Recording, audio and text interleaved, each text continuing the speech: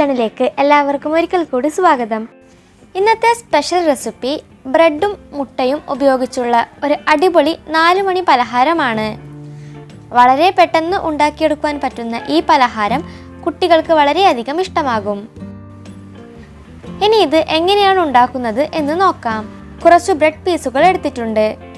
മുട്ട 2 എണ്ണം പുഴുങ്ങിയത് 4 ആയി കട്ട് ചെയ്ത് വെച്ചിട്ടുണ്ട്. 3 ടേബിൾ സ്പൂൺ കടലപ്പൊടി എടുത്തിട്ടുണ്ട്. അതേ അളവിൽ 3 ടേബിൾ സ്പൂൺ മൈദ എടുത്തിട്ടുണ്ട്. അരിപ്പൊടിയും 3 ടേബിൾ സ്പൂൺ തന്നെ എടുത്തിട്ടുണ്ട്. ചെറിയൊരു ക്യാരറ്റ് വളരെ ചെറുതായി കട്ട് ചെയ്ത് എടുത്തിട്ടുണ്ട്. ക്യാപ്സിക്കവും ഒരു പകുതി ക്യാപ്സിക്കം മതിയാകും. അതും ചെറുതായി കട്ട് ചെയ്ത് എടുത്തിരിക്കുകയാണ്. ക്യാരറ്റും ക്യാപ്സിക്കവും ഓപ്ഷണലാണ്. ഏതാണ് കയ്യിലുള്ളത് എന്ന് വെച്ചാൽ അതെടുക്കാം. മല്ലിയില കുറച്ച് ചെറുതായി അരിഞ്ഞെടുത്തിട്ടുണ്ട്. ഒരു പച്ചമുളക് ചെറുതായി കട്ട് ചെയ്തെടുത്തിട്ടുണ്ട്. ഇഞ്ചി ഒരു ചെറിയ പീസ് വളരെ ചെറുതായി അരിഞ്ഞെടുത്തിരിക്കുകയാണ്. ഒരു തക്കാളി വളരെ ചെറുതായി കട്ട് ചെയ്തെടുത്തിട്ടുണ്ട്. അതുപോലെ ഒരു ചെറിയ സവാളയും ചെറുതായി കട്ട് ചെയ്തെടുത്തിരിക്കുകയാണ്. 1/4 ടീസ്പൂൺ ഗരം മസാല എടുത്തിട്ടുണ്ട്. മഞ്ഞൾപ്പൊടി 1/2 ടീസ്പൂൺ എടുത്തിട്ടുണ്ട്. അവസാനമായി ആവശ്യത്തിന് ഉപ്പും കൂടി എടുത്തിട്ടുണ്ട്. ഒരു ബൗൾ എടുത്ത് അതിലേക്ക് ബ്രെഡ് പീസുകൾ ചെറുതായി മുറിച്ചിടുകയാണ്. ഞാൻ 6 ബ്രെഡ് പീസുകളാണ് എടുത്തിട്ടുള്ളത്.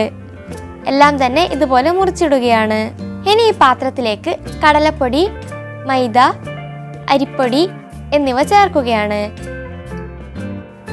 അതുപോലെ സവാളയും ക്യാരറ്റും തക്കാളിയും മല്ലിയിലയും പച്ചമുളകും ഇഞ്ചിയും മസാലപ്പൊടികളും ഉപ്പും എല്ലാം ചേർത്ത് മിക്സ് ചെയ്ത ശേഷം കുറച്ചായി വെള്ളം ഒഴിച്ചു കൊടുത്ത് എല്ലാം മിക്സ് ചെയ്യുകയാണ്.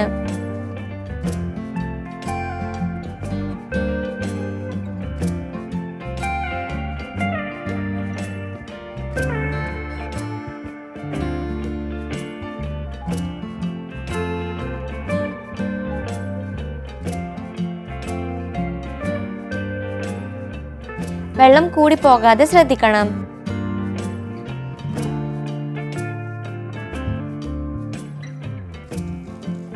കുഴച്ച മിശ്രിതം ഒരു ഉരുളയെടുത്ത് കയ്യിൽ വെച്ച് പരത്തുക. പരത്തിയെടുത്തവ ഒരു പ്ലേറ്റിലേക്ക് മാറ്റുകയാണ്. അടുത്തത് ഇതുപോലെ തന്നെ പരത്തിയെടുത്ത് അതിനു മുകളിൽ ഒരു പീസ് പുഴുങ്ങിയ മുട്ട വെച്ച് കൊടുത്ത ശേഷം നേരത്തെ പരത്തിയ മിശ്രിതം മുകളിൽ വെച്ച് കൊടുത്ത് എല്ലാ ഭാഗവും പ്രസ് ചെയ്ത് ഒരു കട്ട്ലറ്റ് പോലെ ആക്കിയെടുക്കുക. ഒരു കടായിൽ എണ്ണ ഒഴിച്ച് ചൂടായി വരുമ്പോൾ ഇത് ഓരോന്നായി വറുത്തുകോരി എടുക്കാം. തീ ലോ ഫ്ലെയിമിലായിരിക്കാൻ പ്രത്യേകം ശ്രദ്ധിക്കണം. ഇതിൻ്റെ ഉള്ളു വെന്ത് കിട്ടണം. തീ കൂട്ടി വെച്ചാൽ പുറം ഭാഗം പെട്ടെന്ന് കരിഞ്ഞു പോകും.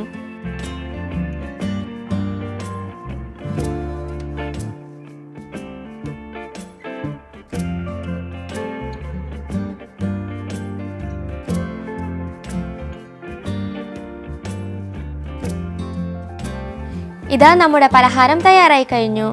ഇത് സോസ് കൂട്ടി ചേർത്ത് കഴിച്ചാൽ സൂപ്പർ ആയിരിക്കും. റെസിപ്പി ഇഷ്ടമായാൽ വീഡിയോ ലൈക്ക് ചെയ്യാനും ഫ്രണ്ട്സിന് ഷെയർ ചെയ്യാനും മറക്കരുതേ. ചാനൽ ഇനിയും സബ്സ്ക്രൈബ് ചെയ്യാത്തവർ ഉടനെ തന്നെ സബ്സ്ക്രൈബ് ചെയ്ത് നമ്മുടെ ചാനൽ ഫാമിലിയിൽ അംഗമാവുക.